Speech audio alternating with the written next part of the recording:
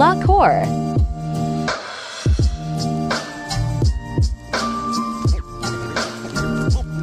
Endi ko'pincha bu balzamni boshqa naborlar bilan ham birga olishadi. Mana bu tez yog'lanib qoladigan, yog'langanini hisobiga perxit paydo bo'ladigan sochlar uchun. Bunisi sochi to'kiladigan, sochi sekin o'sadigan bir xil joylarda dumaloq tanga bo'lib har xil kasalliklarni hisobiga to'kilayotgan sochlar uchun. Soch to'kilishini bittada to'xtatadi, o'stiradi. Bu shampun tez oqarib ketayotgan, silliq bo'lmay qolgan, jilka bo'lib qolgan, ko'p bo'yalganini hisobiga uchi gullab ketgan shampun ishlatiladi. Uchi gullagan sochlar uchun ishlatiladi. Yana bu yerda sprey bilan shampun bor. Bu bir vaqtda o'zida 5-6 ta muammoga ishlaydi.